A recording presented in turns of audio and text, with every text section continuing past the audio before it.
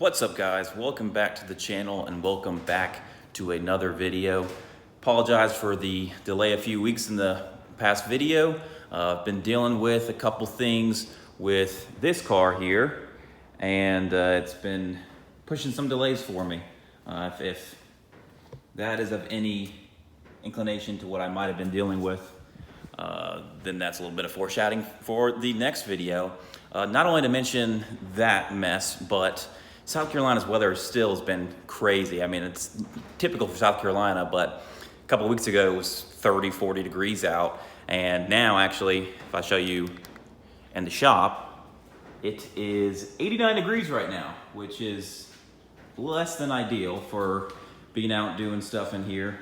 But since the video that I have planned is gonna have a little bit of a delay, what I thought I would do today is talk a little bit about the good, the bad, and the ugly with owning a Genesis Coupe.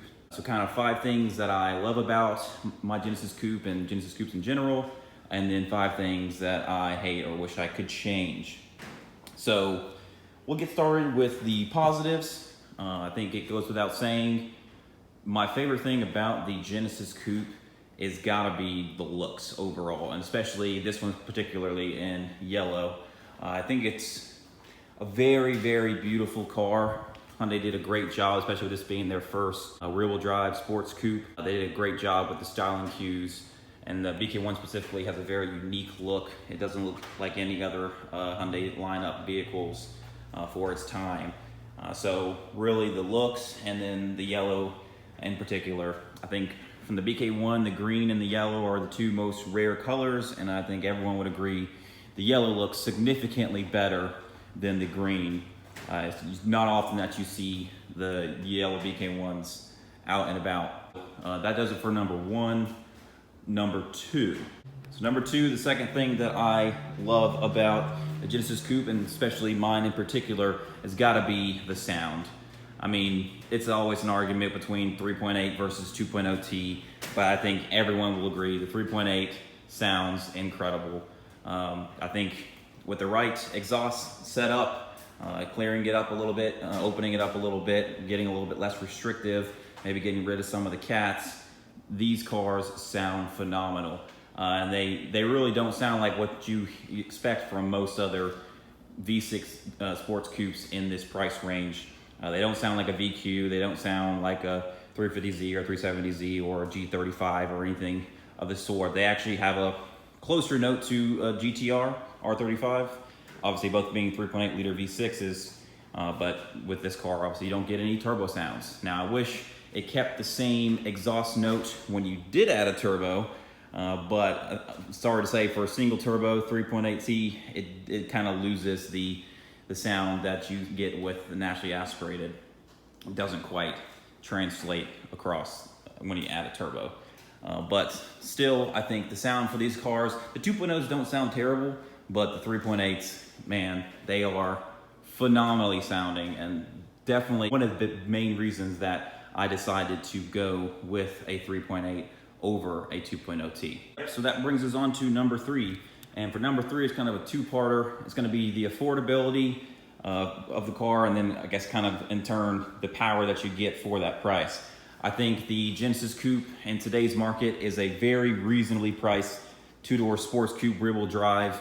I think you're getting a lot for the money that you're spending on these cars, and the power that comes with it, especially with the 3.8 out of the box, it's kind of unmatched when you compare it to other vehicles in this price range. So I think the affordability in turn with the performance that you get with the vehicle, it's unmatched. Taking us on to number 4, I think the 4th thing that I love about these cars is gotta be the rarity. I mean, you look at this compared to a 370Z, a 350Z, BRZ, Mustang, Camaro, any of those cars that you think of when you think of rear-wheel drive sports coupes, and there are way more of those than you will find of these out on the road. I think they're very slept on and not really the first choice for most people, and with that comes a lot of rarity, and then people see them out in public and they're not sure what they are, and they'll ask you, hey, what kind of car is that? And they like to learn more about them, because you really don't see them very often. I think in my town there's maybe 2 or 3 other Genesis coupes, and only one of them is an enthusiast like myself that actually has modified his car. Shout out to you, Quay. And with that comes, sense of you're not just following everyone else's build. You can go to a car show, a car event, and see 3 or 4, 5 370Zs, and they are basically copy and paste. But with these cars, since you don't see them very often, it makes it, when you do see them, a little bit more of a treat. So that brings us to the last thing that I decided to put on this list of 5 things I love about the car. I could go on and on about this car, but the 5th thing that I'll say is the simplicity. I think these cars come at an interesting time in the development of vehicles in general, where they're a lot less electronically controlled, like most new cars today, where they're very complex and difficult to work on. A lot of things you have to take the car to the dealer in order to get working, or if you're doing anything aftermarket with it. But they're not quite as completely analog as early 2000s or 90s vehicles. So in that great sweet spot where they're very simple to work on, they're very simple to modify, and you can have a lot of fun doing a lot of DIY stuff yourself. All right, so that concludes 5 things that I love about my Genesis Coupe and Genesis Coupes in general. So we'll talk about 5 things that I hate or wish I could change about the car. Now I want to preface this with, I do not hate this car. I love this car probably more than I should. But these are just 5 things that if I could change or improve upon, I would like to do so. Now, the first one I'll say I actually probably do hate about this car, and that is the factory traction control system. Hyundai, with this being their first rear-wheel drive sports car, they missed the mark heavily on this vehicle. So this vehicle is actually, a lot was designed by former BMW engineers, and Hyundai basically gave them full reins to create a rear-wheel drive sports coupe, since they hadn't done that in their lineup previous to then. And one stipulation that they gave them was the traction control system has to be aggressive, because the people that buy Hyundais, are not used to something with this amount of power or something with rear-wheel drive. So they don't want everyone going out there and wrecking them left and right. So in turn, what that resulted in was a car that has a horrible traction control system. The smallest amount of slip detected results in 100% power being cut, and you are basically dead in the water, which is not fun from an enthusiast perspective, and really not safe either. I would argue that the traction control system is partially the reason why my first Genesis Coupe ended up getting wrecked. But regardless of the fact, I hate the traction control system on this car, and that is why on this car and on this car, they are both permanently disabled. So no traction control, which has its draws and its benefits. It's a lot more on the driver to know what they're doing and not put yourself in a bad situation, but you're not going to be stuck relying on Hyundai's system that has proven to be ineffective. Well guys, just in the time from coming out to the shop to now, it's already raised temperature to 93 degrees, so I'm going to try to make the rest of this quick. Bringing us up to the second thing that I hate about this car, I wish I could change, would be the aftermarket support. When you look at this car and talk about, like I mentioned earlier, the rarity, the limited amount of vehicles you see on the road, especially from an enthusiast-driven perspective, we really didn't get as much aftermarket support as would be ideal. Now, it's not terrible.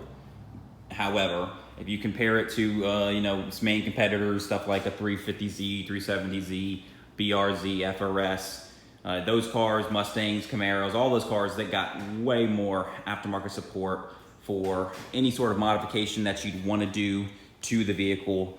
It's very limited when it comes to the Genesis Coupe, and even now today with the car being 15, 16 years old, it's dwindling every day. So I wish that the aftermarket support for these vehicles was larger than it is. You kind of got to make do with what you have, but hopefully that will change, and people will start to see the potential that these vehicles have, and more people will start making cool stuff for them.